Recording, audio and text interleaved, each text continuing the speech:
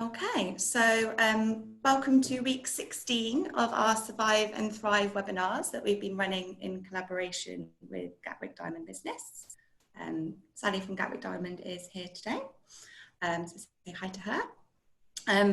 My name's Daisy and I'm the Community Manager at Sussex Innovation Centre in Falmer. So yeah, I mentioned just now, housekeeping wise, I'd love to hear from you, so do put any comments or anything you'd like to share in the chat box. Make sure it's set to panelists, attendees, so everyone can see. If you've got any questions for our panel today, pop those in the Q&A and I'll be keeping an eye on that throughout the session. So today we're here to talk about diversity in the workplace. And it's quite commonly known that diverse teams are more creative, more productive and more profitable. Yet most companies still have quite a long way to go. We recognise that at Sussex Innovation Centre, that we do, both as a team, but also within our membership. So a couple of years ago, we had the Year of the Woman, where we made a really conscious effort to help support female entrepreneurs and women in business in general. And we sort of started a lot of different initiatives then, many of which we've continued with and which have evolved. For example, our Female Founders Virtual Meetup, which we've been running throughout lockdown. It's been great, a really great get together once a month. This year, our aim is to help support Black entrepreneurs. So in order to do that, we have set up a diversity action group, which is being led by my colleague Eva, who unfortunately isn't here today to join us.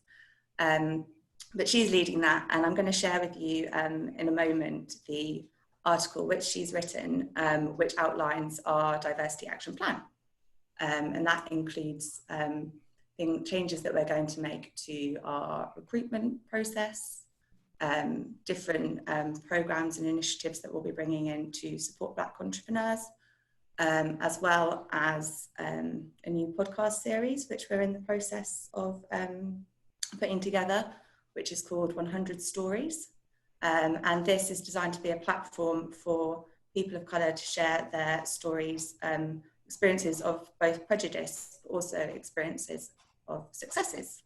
So this is aimed to both educate, but also to inspire. So I'm going to share that. I'm going to stop screen sharing, and I'll share that article with you all now. And I'm going to pass you over to my colleague Saffron, who's going to be leading the discussion with our lovely panel today. Thank you, Daisy.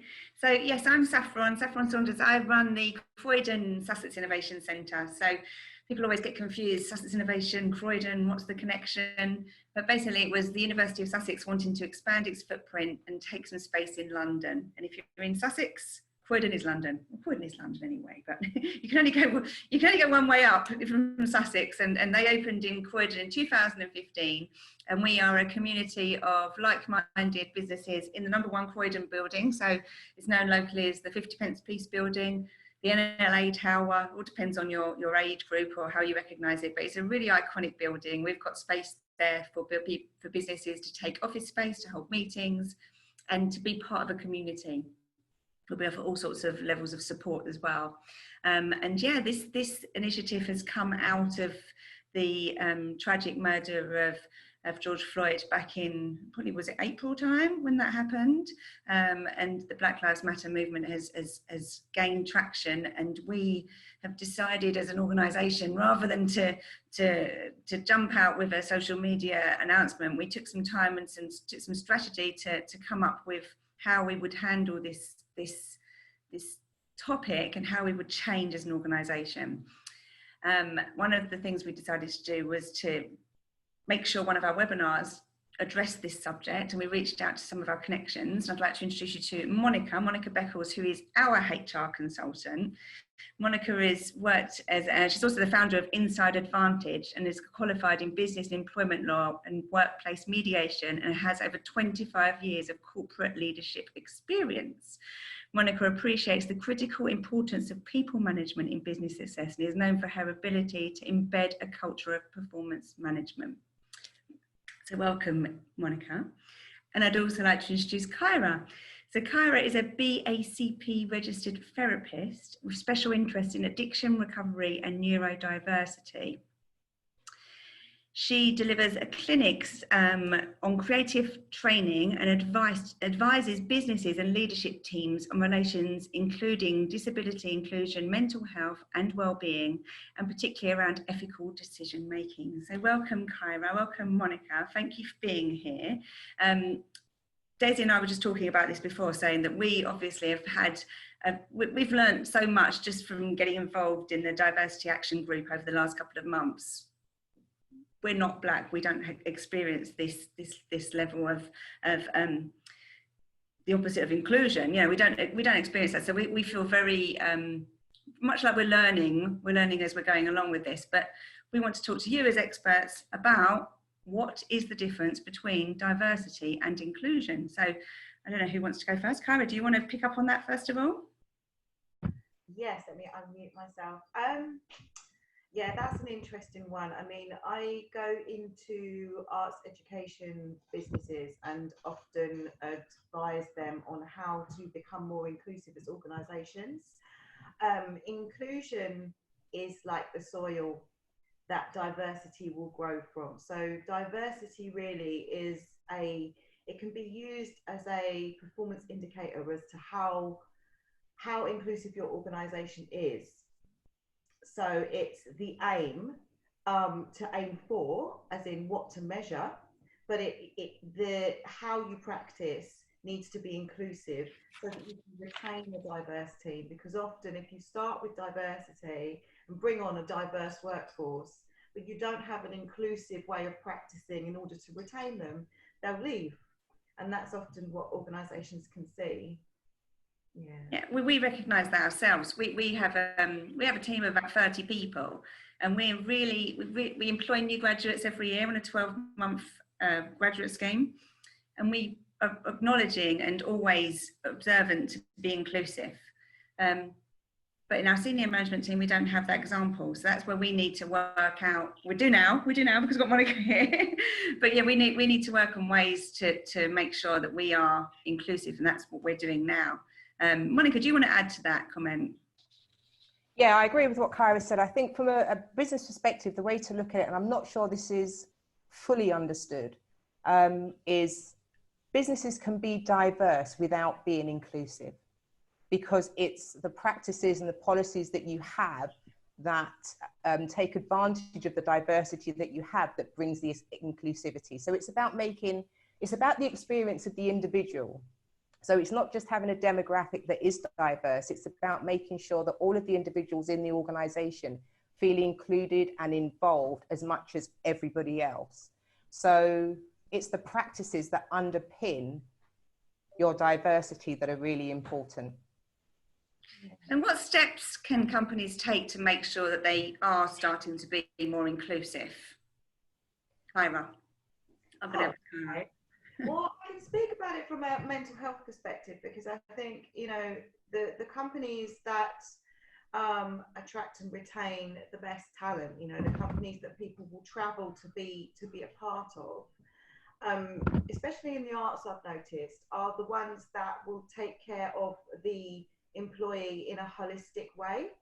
So take care of the employee's well-being. That can include flexibility, looking at your employee as an individual, and helping them to have a work-life balance, but also helping to take care of their mental health, because how their mental health is will affect how they are able to perform, and also how they feel themselves fitting into your organisation at any particular point. So mental health has a huge influence, and so does overall well-being, which are two slightly different things. Well-being supports good mental health, but mental health is sort of a larger consideration.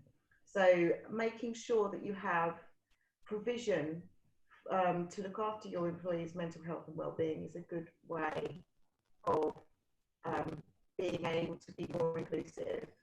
But that involves looking at the companies that you're buying in to supply those well-being and mental health services for you, and making sure that they are diverse and that they are inclusive in themselves. And I can go deeper into that in a bit. We're just losing you a little bit there, Kyra. Your connection is just a bit touchy then. So, Monica, do you want to pick up on that? Yeah, I think one of the most important things is to understand the workforce that you have. So you need to understand the needs of the different groups of people that are in your organisation. So there's an education piece that comes really before you can build the diversity and inclusion of your workforce. And that's what we are including in our strategy. It's not just about addressing the policies and practices to improve diversity. We're actually educating the entire workforce and the management team. And that's a really, really important part, so that, like any change, everybody needs to understand the reason for the change. And that creates the buy-in and the commitment to actually see it through. So it's really, really important that the education piece starts first, in my opinion, and then you identify where your organisation needs to change. Yeah, I think like Daisy and I were saying, we're on the board, and we've been working on that for about the last six weeks probably, and I've learned so many things about so many terms of reference, so much history that I just didn't know. There's just things I didn't know, and I would like to say that I am an ally, and I'd like to say I'm anti-racist, but there's still so many things I didn't know. So having that education is really important, and I think we should all be trying to find out. Following people like Kyra on LinkedIn can really help with that, because Kyra's always posting really good articles. You posted something the other day. I said to Daisy, I had to stop reading it because I was so shocked. It was about a new housing development that was built in the 1950s in America. And within the legal terms, it was actually written within the legal terms of selling the property that no African American could buy any of those properties. And those properties now would be worth, as the scale of inflation, they'd be worth millions. So the fact that that's in the terms of reference, how that's made such deep, differences to the amount of money people will have, it's just shocking. In the 1950s, Sorry, go on. It's not a long time. Your sound has gone quite bad. I don't know if we need to think about reconnecting, but yeah, it's frightening, and it's like I say, it's an education, and there's so many things for us to learn. But yeah, going back to the inclusion in the workplace, we talked about small steps and education. What would you advise a companies do with it? There's something called an employee assistance program, which we've discussed before. Is that something that all employers should consider, or when is the sort of time that a company would think about an employee assistance program? Saunders, okay? No? Okay, I will reconnect and Okay. You want to take that question, Monica? Yeah, of course.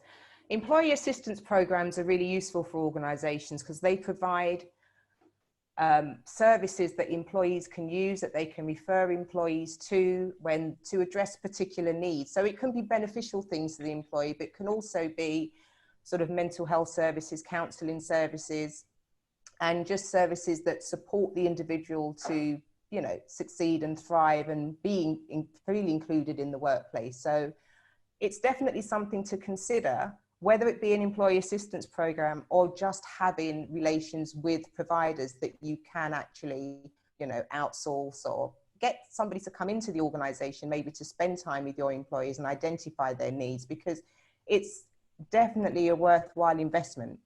Because if you can have that in-depth knowledge and understanding of your workforce, our premise at Inside Advantage is your people are your edge. We passionately believe that if you take the time to build the relationships and trust and get to know your staff, then success will come from that, because then you can really meet their needs. They understand you, you understand them, and it's the understanding and the reciprocal relationship that really engenders that strong performance that businesses need.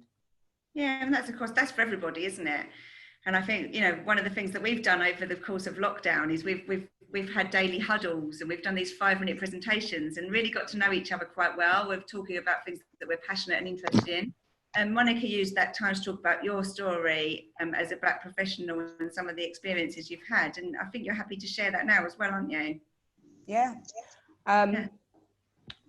Yeah, so I mean, it's a difficult thing to talk about, but it's important that we do talk about it so that we share our experience, because as you said, Saffron, you don't consider yourself to be anti-racist, and I've known you for many years, and nor would I, but you would never really have the experience or understanding from a Black person's perspective because you don't have that lived experience. Yeah, I don't consider myself racist. I consider myself racist. Racist, not anti-racist. You are anti-racist. Correction there. So yeah, from what I shared with yourself and your colleagues was my reaction to the George Floyd murder, because it shocked me. You know, it really did shock me. I'm born in the UK. I'm the youngest of 5, and I grew up in the 70s and 80s. And anybody who grew up at that time, you know, can appreciate that it was far, far more overtly racist than it is today. So there was loads of experiences that myself, my family, and other Black individuals growing up at that time had been through. But because of where we are, i.e. the UK, and because it's not been easy, and really we've been suppressed from sharing the experiences, people don't really want to hear about it. They don't want to talk about it. It's an uncomfortable subject. So that's why there are people who really don't understand what we've been going through, because it's just not discussed. And I think for us as well, you just deal with these issues, you put them away and you move on, because you have to do that. So as much as you know, yes, I've experienced racism, I'm living in what many consider to be a racist country, you don't let it dictate your existence. But you continually hear and see examples from a personal, professional perspective of individuals that you love and care about, or individuals that you do not know who are going through a similar experience that you have. And it was only when the George Floyd murder happened, and it had such a profound impact on me. I didn't actually know what was happening. So for me, I found myself extremely emotional, unable to focus on anything, really unable to function properly. And I was sort of putting it down to, oh, we've been in lockdown for months. I want to get out. I'm going a bit stir crazy. I'm also a carer for my mother. So there were a few personal things going on.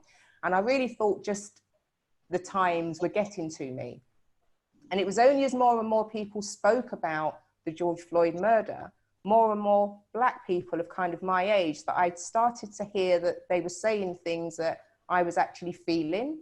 And a couple of weeks before the George Floyd murder, you might remember there was the murder of Ahmaud Arbery, who was shot by 2 individuals when he was jogging because he was, you know, perceived to be a danger, a burglar or whatever. And I think, like many instances we've had over the years, you hear them, you're outraged by them, you voice your concern and frustration and disappointment, but then life takes over and you've got to go to work, or you've got an appointment, or you've got a meeting, or you've got to do something. So you don't really sit down and process it in the way that we've all been able to do with the George Floyd murder. And what that did, unbeknown to me, was it just unlocked this box of pain and trauma that I had experienced over the years and put away. And it, you know, my daughter's a CBT psychotherapist, and when I spoke with her about it, and she asked me what was going through my mind when I was feeling upset, feeling emotional, it was all of those experiences that I'd boxed away. It was the times I'd seen my brother abused, it was the abuse that I had had, it was the words of my father. So seeing George Floyd in that position, saying the words that he did, I saw my brother, my father, you know, my uncle, anybody that I knew had had those experiences. And that's the only time I realized how traumatized as an individual racism in this country had made me. And hearing from other people that grew up in my generation, even younger people that haven't had as many years as me, the majority were all expressing the exact same trauma and the exact same concerns. Yeah. I mean, I think that the trauma from a psychological perspective, you know, often we pack trauma away, mini traumas and what they call microaggressions, and also as a Black British person, especially as a Black British professional, I think a lot of the time what I've experienced is actually gaslighting, which is where you're told that your experience isn't real. It's not something that's actually real. And you know, I think me and a lot of other people have experienced this in various different ways, particularly when trying to get your child through the school system, for instance, and having to battle certain very subtle racist perspectives and the downgrading of how much they're able to achieve just because they're Black or mixed race. Or, you know, I had one experience quite recently where I was in the car with my husband going to view a house in Sussex, funnily enough, in Haywards Heath. And my husband hasn't been pulled over since 20 years ago. But we went to Sussex, and it was me, my boy, mixed race boy, my white husband in the car, and a police car pulled up in front of us. We'd gone to get a Kentucky, and we'd come back in the car and sat in the car and eaten our Kentucky. And we just knew the car would pull us over, and it did. And the subtlety of the racism from the officers was nothing that you could name. But we all knew that it was there. We knew that if my husband hadn't been in the car with me and my boy, who happened to look like your typical teenager, snapback trainers, you know, mixed race boy in the back, they wouldn't have thought we were anything to do with county lines, which was why they pulled us over. And, you know, that just highlighted for me. And I remember telling a white friend about this, and I laughed about it, because those types of events are almost so normal that you go, ha ha ha, and you laugh it off. But my friend was shocked, and she was more shocked than I was. So I think often when these things happen, you know, the laughing about it, the brushing it off, we're packing it away, and we store it in ways that don't have words necessarily. So I think when George Floyd was murdered, that image that was put about on social media and the words that he said, combined with the fact that we've had Brexit, we're more likely to die from COVID-19 because of social inequality. So quite literally, we can't breathe. And I think that image and those words were like the key that unlocked all of these things that have no words within us, these experiences, and it's all come out, and it's still coming out. Yeah, and I think the thing to add to that, typically what happens, and it's understandable to a degree, because messaging is so important. And over the years... Can I just, Kyra, while Monica's talking, can you just mute for a second? Because there's a bit of back. That's great, thank you. Yeah, it's the messaging that is that's been given over the years that is so subtle but so continuous that it's difficult to pick it up. And I think that, as Kyra said, you know, you can't really share your experiences because you're accused of exaggerating, gaslighting, whatever it may be.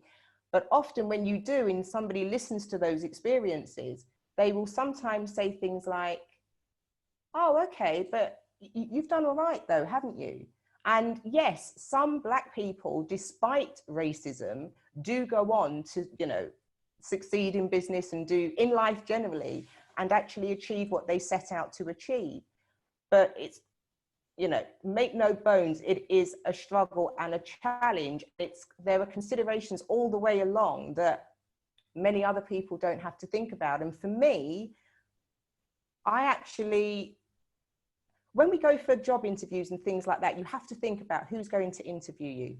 Are they going to have, you know, biased views? Are they going to, before you've even thought about what you can offer to that company and the skills that you would bring and how you may improve them, it's about how are they going to first see me? So that's the first thing in your mind when you go for a job interview. And I was fortunate enough, and I will say this was fortunate, 20 years ago to meet an individual who really didn't have a racist bone in his body and hired me and gave me the opportunity. And then I had to take that opportunity. And, you know, as a reward for the work that I'd done, he sort of gave me a small percentage in the company, and it grew from there. So yes, I had doors open for me for meeting individuals that didn't have these bias and didn't have this discrimination. But when I wasn't in that workplace doing that job, and I'm walking along the street or I'm going into a shop to do my shopping, those who don't know me as a director of that company or whatever it may be, just see me as a black woman walking along the street. So when I walk into shops, and I've had this with my daughter on so many occasions, we have to actually turn around and say, sorry, what are you doing? Because you walk into a shop and the security guard will be following you. And if he's not physically following you, his eyes will be following you. No matter what's going on over there, black people walk into a shop, I think it's the messaging that they are the ones that are going to do wrong, that they automatically follow your every move. And it's those subtle things that you have to deal with on a daily basis that are challenging and difficult. But yes, some of us do go on to succeed and do go on to excel in life. But as I say, it's despite racism. Yeah. And I think, so did you want to say something, Daisy? Yeah, I was just going to say, we've got a question come in, which I think kind of leads on from what Monica was saying. So as a kind of in terms of recruitment, as a new startup, this is from Dave, how can he make sure that he's recruiting without bias and make sure that people have their freedom to express their mental health issues? How can he structure his business around that? There's a lot of talk at the moment about unconscious bias training. So I guess it's a good idea to address that. I think that unconscious bias training probably can be particularly useful in recruitment terms, but it needs to contain a particular element. There's a lot of unconscious bias training going around at the moment. Not all of it is of the same quality. There is a report done by the Equalities Commission called The Effectiveness of Unconscious Bias Training, or something like that, that will outline to you exactly the type of unconscious bias training that is actually effective. I think, you know, there are obviously conscious biases that need to be addressed within the recruitment process, but addressing the unconscious biases too will help, because often we make judgments about people based on their names, not even their photographs, but their names, or their social economic status. We'll make judgments about that, what university they've been to. And, you know, these are often, they really are unconscious. They're not a conscious thing. We've been fed a narrative that suited slave owners and industrialists a long time ago. This narrative that we've been fed hasn't been around forever. It's been around since the 16th century, and it was particularly created to benefit business. And we've been fed that narrative for a long time. So a lot of those judgments that we make are going to be unconscious. We do need to look at that. In terms of mental health, that would come after the recruitment process. That's within the company. If you do decide to use the employee assistance program or to take on some kind of psychological support for your colleagues, which is always a good idea, especially at the moment when people are trying to integrate back into work with COVID-19. So over the next couple of years, it will be particularly important. But as businesses, you have real purchasing power. And this means that you can do two things. You can not only support your Black and Asian colleagues by making sure that the employee assistance and psychological therapies that you buy in have a diverse team of therapists, but you will also indirectly address the fact that Black people are underrepresented in the profession at the moment. So you'll be able to have power in both those ways. And it's important to have a team of diverse therapists, because a lot of the theories that we learn are Western centric. So we have to go out and understand our own African ways of thinking about psychology and Caribbean ways of thinking about psychology in order to be able to identify with our Black clients. It's not something that's taught on most psychology and psychotherapy courses. So that's what I'd say from that perspective, from mine. It's funny, diversity, in improving diversity in business is something I've actually been through. So the organisation that I said that I joined and went on to become director in, that was in the credit management industry. The credit management industry is incredibly middle-aged white. There are very few Black individuals in any positions of management or leadership there or anything. And I joined the company when it was first formed, grew with the company, and we were advertising for roles and we were just getting a certain type of individual, you know, arrive for interview. So when you looked around after a few years, you realized you just didn't have a diverse workforce at all. And we were growing, we were, you know, starting to introduce different shift systems, people doing part-time hours in the morning, in the evening, various points throughout the day. And I took the opportunity then. I was the only woman and the only Black person on the board. So there was myself and 5 white males. And I introduced the benefits of creating a diverse workforce. And we actually specifically targeted publications and areas where we knew that Black people, Asians, and other minority ethnic individuals were more likely to see that advert and apply. We also sort of publicized myself, because it helps when you can actually see there's somebody in the organization, especially in a leadership position, that reflects you, you know, in your image in some way. And I think it's difficult, you know, when you are a small business and maybe you're the only person recruiting and you're advertising somewhere, you can only choose from the pool that you have. And people do tend to recruit people that they feel comfortable with and in their own image. So recognizing those two things, they're the 2 steps that you can take. You know, think about where you're placing your ads to attract the type of individual you want, and maybe think about having somebody else on the panel with a different lens that can maybe help you assess other individuals that you're not so used to assessing in a fair and equitable way. That maybe wouldn't happen if you did that on your own. So there's 2 steps that I would recommend would help. And can I add to that, because I think what you've said is quite relevant to hiring in counsellors to look after your workforce as well, because actually there is an underrepresentation of Black clients as well, because there is stigma within the Black community and the Asian community about seeking mental health support.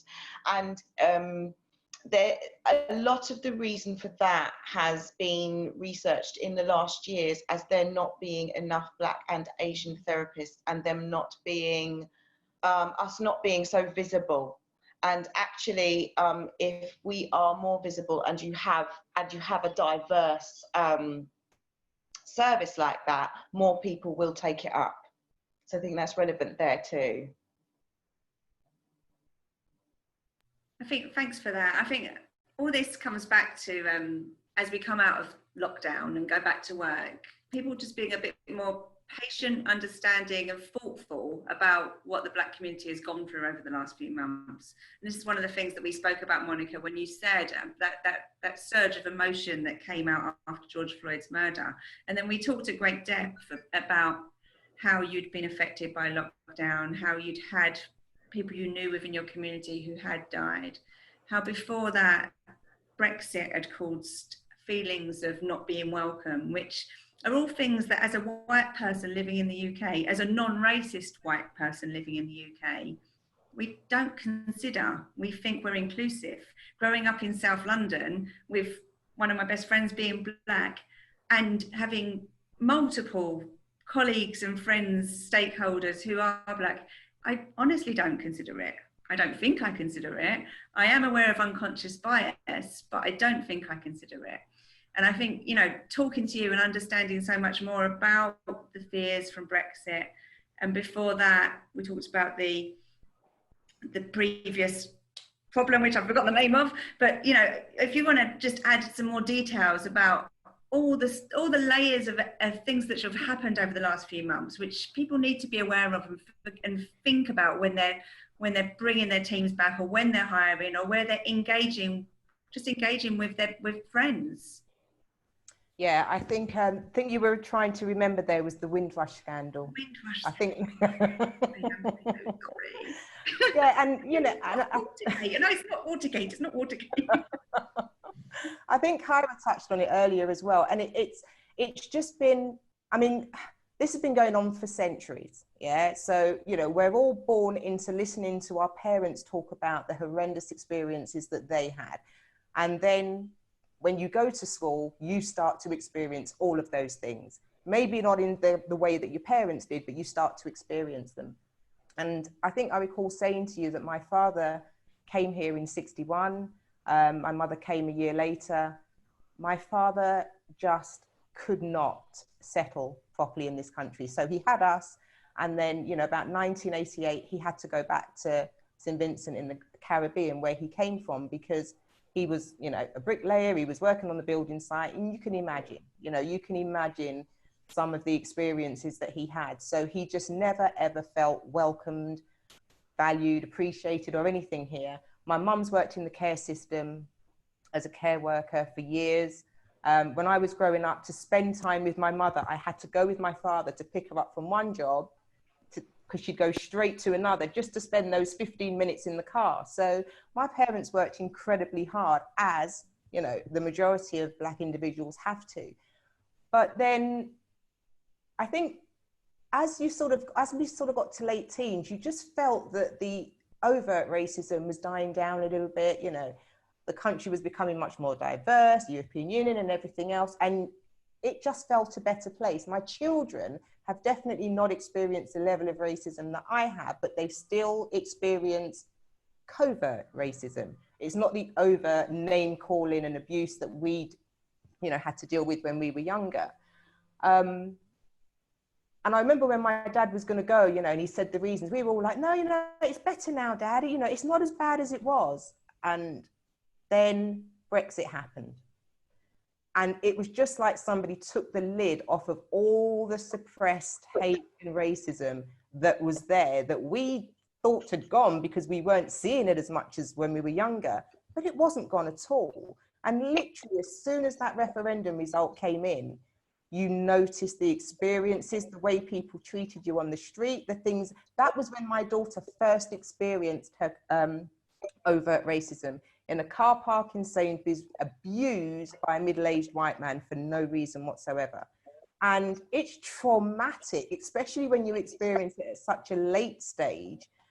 You know, it's traumatic for us, but we're kind of, you know, trained into it effectively because it's something that we experienced from young. But my daughter didn't have that. So when she had this experience in Saunders, it was extremely traumatic. And as parents, you want nothing more than to protect your children, you know, and you just cannot protect your children at all.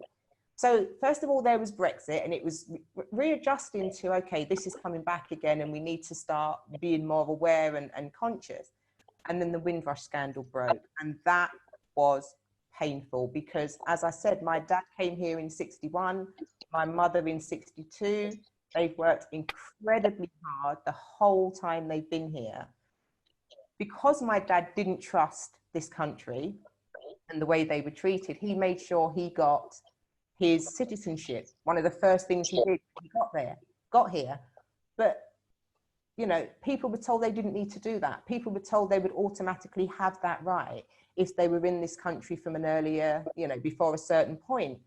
And then that was just completely taken away. And again, you know, as an individual, you think that could have been my father, that could have been my mother. It could actually have been my two sisters who were also born over there and came here as young children on my parents' passport. And if my father hadn't done what he did because of the reasons that he did, I could, you know, my sisters could have been involved in the Windrush scandal. And it's just horrific to treat people in that way, who you invite over to this country because there's just been a war, the country's been, you know, devastated, you need it to be rebuilt, so you get them to come over, They do that willingly because at that time they were British subjects, it was the motherland, they wanted to come and help, and then they just get treated in the most appalling and atrocious way. And then even those that manage to live through that, then the government starts to do it and starts to, you know, the Windrush. I cannot produce documentation going back to when I was 5, 6, 10, for literally every year that I've been here, but they were the requirements that the government put on individuals to prove they had the right to be here. It was set up to fail. It was set up to get rid of as many, in my opinion, to get rid of as many people that they could under this policy that they had in place. So with that, and then COVID came along and proved that everything we thought was actually true, because more Black people, more Asians are dying, they're on frontline jobs, they're in low paid jobs, they can't afford to stay at home, they're not going to get furlough, all of the luxuries that many people had. It just reinforced everything that you kind of knew, but you really didn't want to believe to any great extent, leading up to the George Floyd murder. So there's been a number of things that have been painful and difficult to deal with. But the good thing on this occasion is it's not just Black people, you know, standing up and saying enough. It's a real diverse group of individuals in every country who are recognizing this has to change, and it has to change now. Actually, Joe's put a question in here to both of you. Do you see more hope as a result of what's happened in the past few months? I'd be cautious. I would be cautious about hope. I think that at the moment, you know, you've got 2 Black people of Caribbean descent sitting on this discussion right now. And I think it's very, very important to recognise that we and our opinions do not represent even a fraction of the Black diaspora in this country. And that those histories are directly linked to colonialism. And they really, the narrative really does feed into our everyday lives back from 400 years. And I think that unless there is a very real, very big campaign to learn about the myriad ways that the Black and Asian diaspora has been discriminated against as a direct result of colonialism going through that 400 years, I don't think that we will be addressing the root causes. And I think that, but that's why it's so important. There's so much information out there. There's so much information out there, and it's not just about the Black Caribbean experience. It's about engaging. The Asian diaspora is huge. And one of the things I've noticed in this country is that we tend to call ourselves a minority. Well, yes, in this country perhaps, but we take up 3/4 of the globe. So we are not a minority. However, we own very, very little of the wealth, very little of the opportunities, the real life opportunities for education, for trade, for finance, for all of these things, because it's enshrined in law by a minority. And we really, really need to learn our own history. And I think that the white population in this country also needs to know its own history. And I think without the white population actually learning its own history in terms of colonialism and how it affects things right now, this will not be going very far. But I do have hope that it's beginning to happen. That is beginning to happen. It's people are more willing to look at that now. I just hope that the inevitable shame and guilt that will be a part of, like it is when you look at any part of yourself that you maybe don't want to identify with or don't like, I hope that there's enough self-compassion there to be able to look at, you know, those aspects of your history that you don't like, and be able to understand that that was a part of history, and to work towards moving on from that. So I think if people are strong enough at it, then there's hope. And that's why the education in the workplace is essential. It is absolutely essential. Yeah, it's not something that we were taught at school, is it? So I think, like you say, Kyra, you're involved in a lot more of that at school now. And my son, when he went into comprehensive school in year 7, was studying philosophy. I was amazed that he was studying philosophy, which apparently is actually RE repackaged. And it's RE repackaged to incorporate cultures and incorporate diversity and incorporate people and the way people think, which is brilliant for that to be taught in a Croydon school, a comprehensive school. But yeah, in the workplace, we do need to learn more.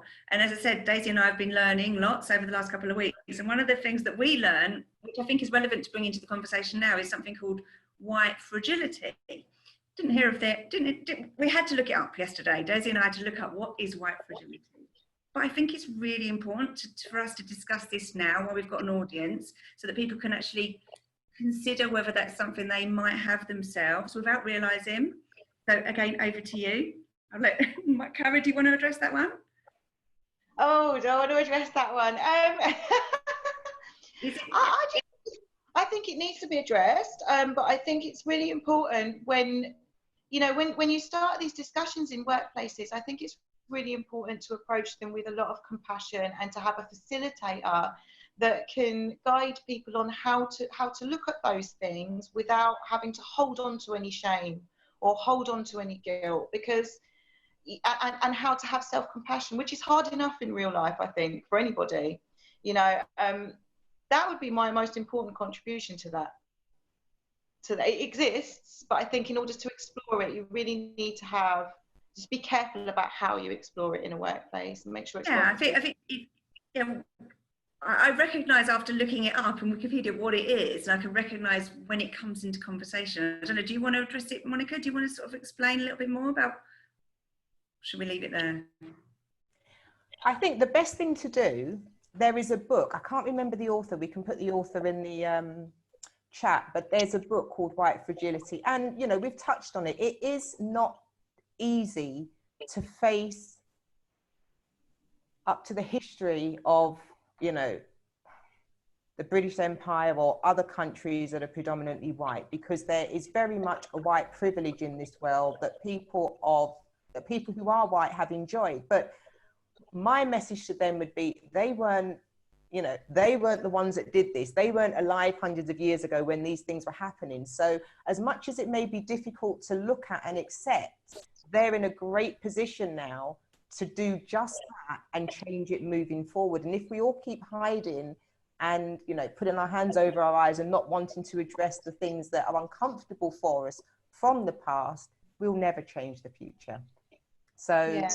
And in answer to Joe's question is whether it will change or not, I'm kind of with Kyra, where we have had moments like this. However, I've always had the hope that because of being in the European Union, easy to travel, youngsters going to different countries, mixing with other individuals, experiencing other cultures, that as the older generation who are very set in their ways start to move aside and the younger ones come up, that has always been a hope that I've had, that things will start to change. And seeing the people involved in the movement, the marches, individuals that I've spoken to who have really given me hope that this will be different this time. And even people of my age who've been involved in marches and things for years, who are all saying it just feels different. So I am more hopeful than in the past. And I really hope that I'm not an idiot for doing so. But when you see, the Supreme Court in Washington and many other huge organizations holding their hands up, looking in the mirror, reflecting on their history and recognizing where it has, where they've gone wrong, which I don't recall so much in the past. There is more hope now than previously, definitely. Someone did ask for us to explain white fragility. So I guess for me, for a sort of basic, it's quite a complicated concept, but a basic understanding of it would be being too fragile to look at those things that are hard to accept about yourself and your history, but also because white privilege is not necessarily earned, because white privilege is not earned in the same way as we like to think about it, recognizing that what you have is not necessarily down to the amount of work that you have put in is a very difficult thing to accept. And that is the main crux of white fragility to me. If you are born into a position where you are able to afford, for instance, a private school education or the best tutors to get into grammar schools, etc., you may have grown with the narrative that your parents worked hard for this. And in a way, that will be true. But in another way, if you were a black person, statistically, you could work twice as hard and still be unable to achieve the same thing. And it's not down to a lack of intelligence or a lack of ability socially. It may not be down to any of those things. It may be down to the way that the system is stacked against you. And to look at what you have around you and what you've built, because you do work hard in your daily life. It's just, life is hard work. But to look around you and see what you have and what you've built and the cars you have and the house you have and what you've been able to provide your children with, and understand that what you have does not equate to the work that you've put in, is a very difficult thing to be able to accept. And that's white fragility to me. Yeah, and I think that can sometimes get in the way of the actual subject. When you have conversations with people and they suddenly go, yeah, but we work hard too, but yeah, but I have that too, but yeah, but I this, and there's some sort of defensiveness that comes up, which then takes the direction of the conversation in a different way to what we're trying to achieve. And that's what I've been feeling for these last 6 weeks, I would say, of kind of just trying to understand more about the long-term things that have happened and why things are so different, as someone who thought things weren't that different. You know, it's been a massive education for me.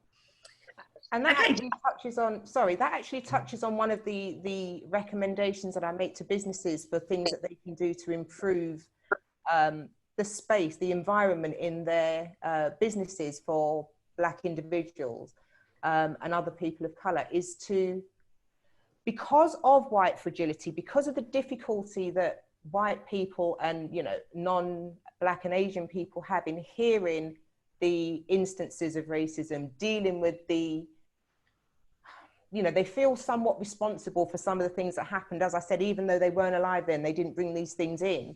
They find it difficult to face and to address when a Black person comes forward and tells them about an experience that they've had in the workplace.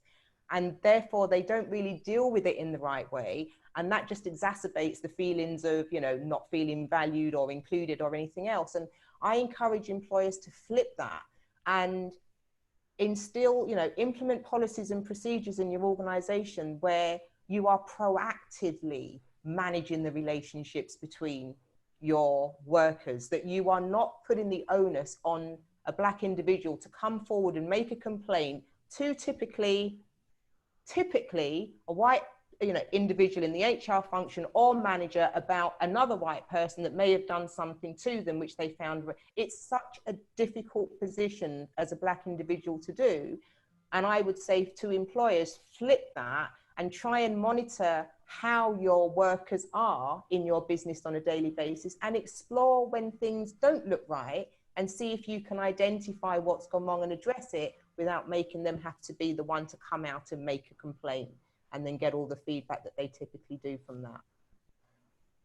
That's something we've been doing, isn't it? That started in lockdown. I assume will continue. We get a daily happy meter where you can kind of gauge smiley faces where you're at. And I think, Monica, you suggested that if anyone was doing the unsmiley faces, that then their manager would give them a call to try and I think it's a great thing you have in place. A great, you know, such an easy, simple method of just monitoring how your workers are, you know, daily, weekly, whatever. And if somebody does put a sad face or an angry face, just inquire, you know, what's that about? And you may just learn things that are going on. And it may not be to do with race. It may be to do with experiences with your clients, your customers. It could be any number of things that are going on that it will just give you insight into, and then you can improve the environment for everybody.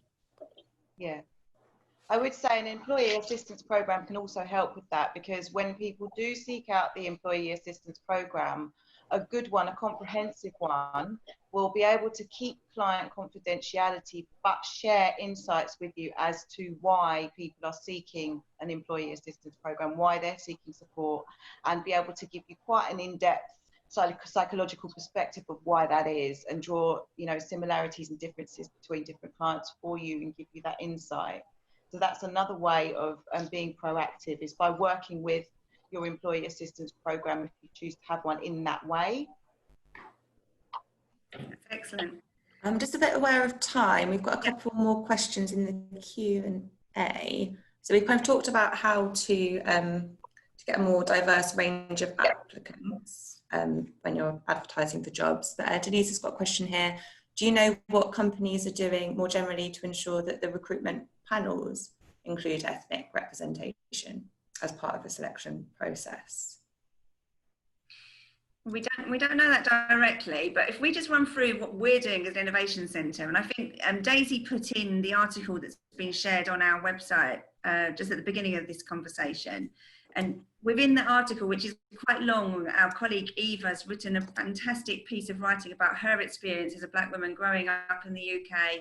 She studied American history, she went off to America for a year, and she's got some really good stories about the experiences she's had. And she's also pinpointed or bullet pointed what we're doing as an organisation to make changes, to make lasting changes, as Daisy said earlier.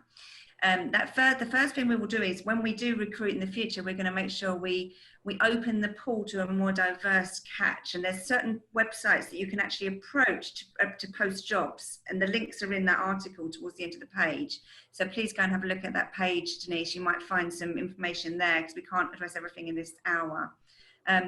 We're also going to organise some unconscious bias training for the whole team, and we'll make sure it ticks all those boxes that Kyra mentioned earlier. I think unconscious bias training can be really powerful from many different perspectives, but we all have bias. You know, that's just how we are. We talk things, we like certain things, you know, we're attracted to certain people and certain groups of people, but that needs to be addressed and opened in the workforce so that we can be more inclusive. We're also launching a new video and podcast series, which we alluded to earlier, which is called The 100 Stories. Now, Monica shared her story, some of it very sad, some of it fantastic, in the fact that a white man with no racism at all gave her a chance. We want to give more people the opportunity to have their voice heard, whether anonymously or they can put their name to it. A link again is in the article that we shared earlier. I'll share that now as well. Yeah, share that again, and we will follow it up by sending out a message tomorrow, and it's on our website too. And we're looking for people to be able to share their stories, to educate those people that think racism doesn't exist, like myself, who naively think that we're all getting on and everything's wonderful because I don't have brown skin. You know, it's really important that these stories are heard, whether they be positive, which I think is really important, but also negative. I think somebody in the chat said it's really hard to hear that Monica's had those experiences. It's really hard to hear that our friends, that these things happen. And this 100 stories is a commitment we're making over the next year to bring those stories in, and we invite friends of the Innovation Centre to be those voices. The next thing we're going to do is and we do this usually, recognising Black History Month. That's in October, and we always put things around the centre and really sort of showcase and celebrate, as do many other organisations during that month. And we'll be doing that by bringing in some of those people. Fingers crossed we can have an event by then. Let's see, whether it be a formal event or whether it be a face-to-face event or on Zoom, but we'll be doing something to celebrate Black History Month. And our ambition is to be supporting more Black-owned businesses. We have a centre in Croydon and a centre in Falmouth near Brighton, and a percentage of Black owners is very low, but we want to show that we are open, we are inclusive, and we're here to support everybody. But particularly this year, we're working on Black Lives Matters, and there will be hangovers from that, as there is with the female founders, the mission that we started a few years ago. So yeah, there's some of our incentives, and there will be more, but we're committed to this. We're committed to keeping it as part of our narrative, and we want to make sure that I feel hopeful. Kyra said you should be wary of hope, but I feel hopeful that these things will change. And you know, having difficult conversations with your black colleagues. Monica and I have been friends for 7 years. We've never spoken about skin colour ever. Kyra and I have known each other a long time. We've never spoken about it, and we're having conversations now which we would never have had before. And I think that that's important for all of us to do that, and to hope that things change in the future. So thank you all for joining us. Daisy, do you want to follow up with some more information? I was about to share the link for the 100 stories, but I can't find it, so I will pop that in the follow-up email. But yeah, just wanted to say, thank you so much for everyone who attended today, but especially to our panel. I think from what I can see from all the chat going on, everyone's really appreciative of you sharing your stories with us. Yeah, well, thank you. Thanks, Bobby. Thank you for contributing. I could see all these little things popping up. It's really hard to be present and listen and also see all the messages. But yeah, it was a really engaging conversation, and let's hope that some people are enlightened. I think Kyra and Monica are both available if you need their expertise with your teams. So yeah, get in touch, but we will follow up with some introductions on email anyway. So thanks everybody. Nice to see you all. Thanks, bye-bye.